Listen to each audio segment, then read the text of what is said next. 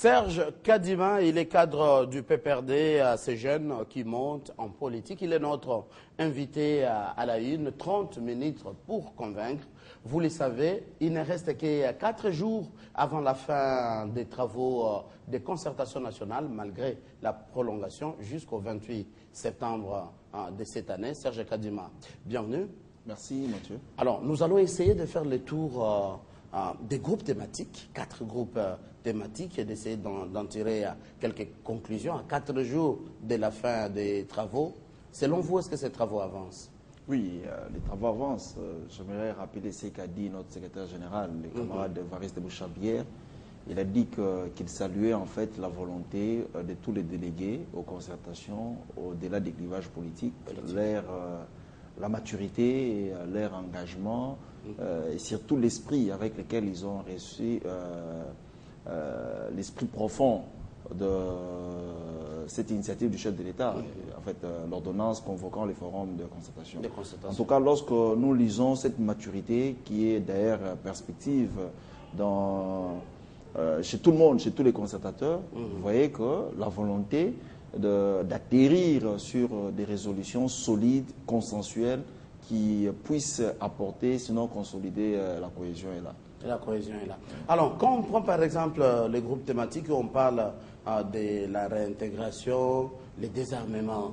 Là, c'est vraiment un sujet polémique. L'opposition a commencé par sécher les plénières et puis reprendre. Pensez-vous que vraiment il y aura ce consensus autour de cette thématique très, très sensible pour la vie nationale? Oui, mais dès lors que vous-même vous dites que l'opposition s'est retirée et puis elle est rentrée, c'est-à-dire qu'elle s'était retirée peut-être parce qu'il y avait divergence, et ils ont compris que c'est vraiment important qu'ils puissent contribuer, c'est comme ça qu'ils sont rentrés. Et depuis qu'ils sont rentrés, il n'y a pas eu de problème.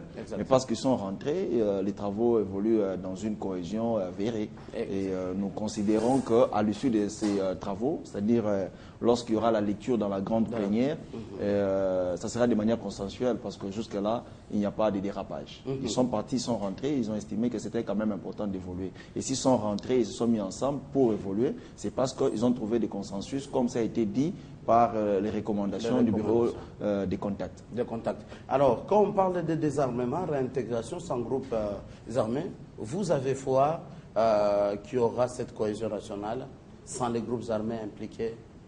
Non, le problème c'est pour qu'on puisse trouver la cohésion, on n'a pas besoin forcément de forces négatives, on n'a pas besoin seulement de groupes armés. L'ordonnance du président de la République était claire. L'ordonnance convoquait toutes les couches socio-politiques. La majorité présidentielle, l'opposition et la société civile. Alors, les groupes armés, ils appartiennent à quel segment par rapport aux 3 segments? Vous savez, ce qui est très important, c'est que les filles et fils de ces pays se mettent ensemble pour réfléchir ensemble. C'est-à-dire, et ceux-là qui ont pris des armes, et ceux-là qui n'ont pas, parce qu'il y a d'autres personnes qui sont démobilisées. Vous souviendrez qu'après l'accord global inclusif, il y avait des belligérants à gauche, à droite, et toutes ces personnes-là, ils ont intégré, ils ont occupé des postes de responsabilité. Il y a d'autres qui sont dans la majorité, d'autres sont dans l'opposition, d'autres sont dans la société civile.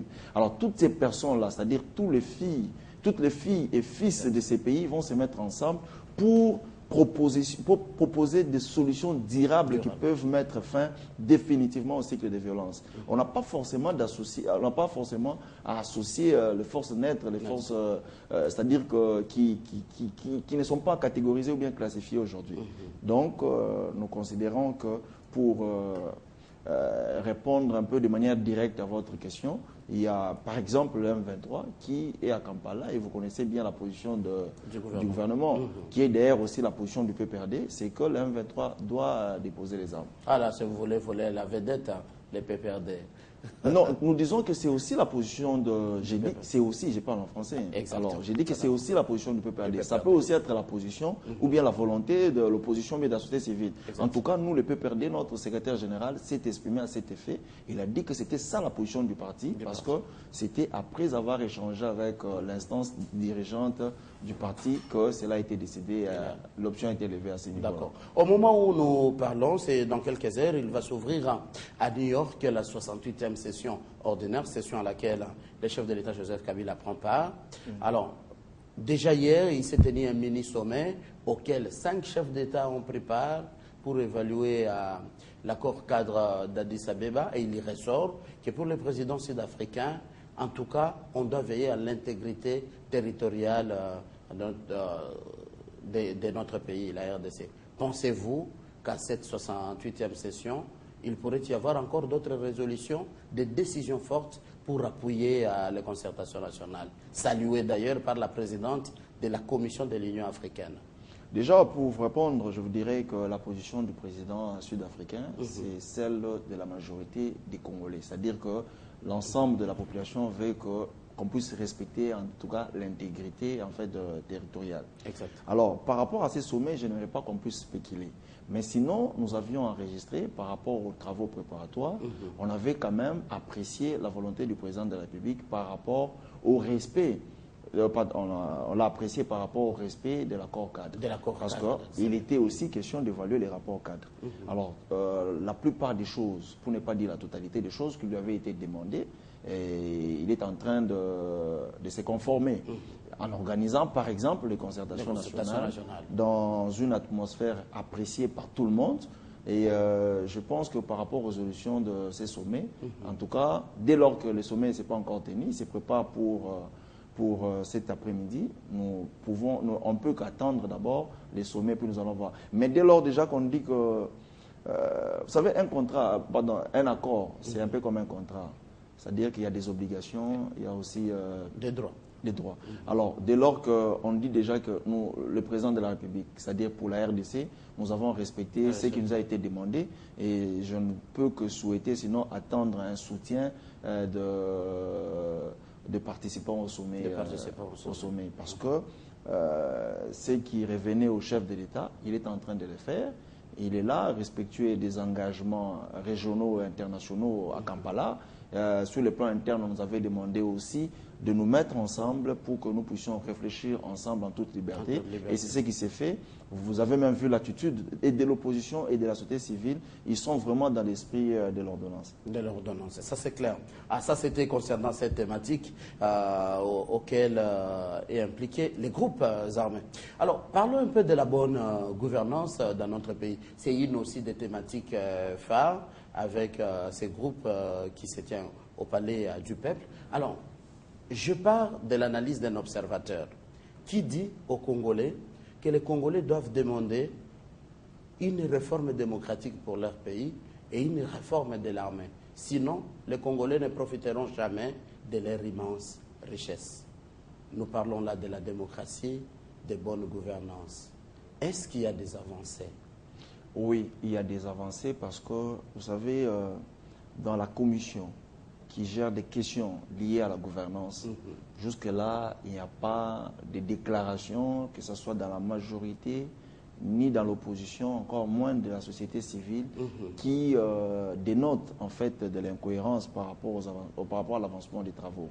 Cela prouve à suffisance que l'atmosphère, sinon le climat est serein de l'autre côté. Alors, ce qui est très important, c'est qu'on doit souligner ici, c'est que la bonne gouvernance est le centre pour moi de la cohésion. Je pense que la cohésion nationale passe par la bonne gouvernance. Parce que lorsqu'il y a la bonne gouvernance, il y a la cohésion sociale, il y a la cohésion économique.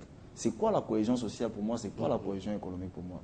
La cohésion économique, c'est lorsque les richesses du pays profitent aux filles et fils de ces pays.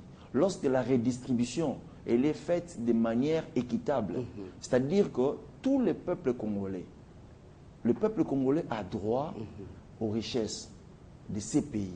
C'est-à-dire, lorsqu'on parle de la bonne gouvernance, c'est-à-dire qu'on peut aussi bien gérer les biens de ces pays et il y aura redistribution, il y aura cohésion économique, il y aura cohésion sociale, il y aura cohésion dans tous les secteurs.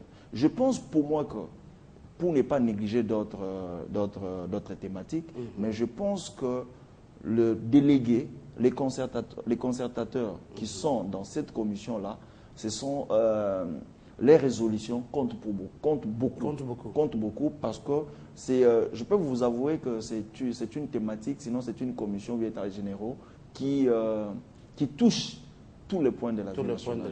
Tous les points de la vie nationale. Il y a des questions liées au dossier judiciaire, il y a des questions liées à la gestion.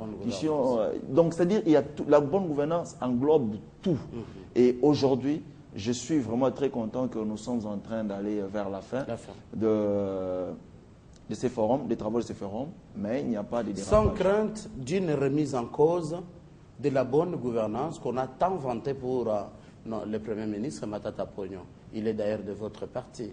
Non, bon, je pense qu'ici, dans les forums, il n'était pas question de parler des individus. Il n'était pas question de parler des hommes. On parle du gouvernement. On parle plutôt du pays.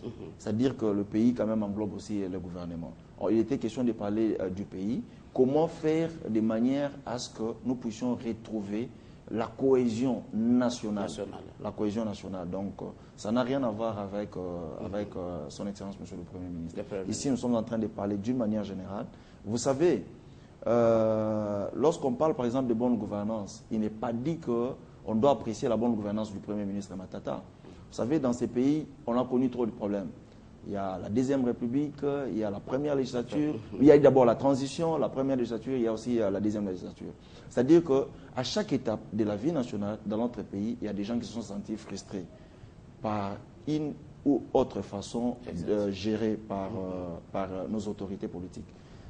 Les dignitaires de la Deuxième République, ils nous ont mis à genoux.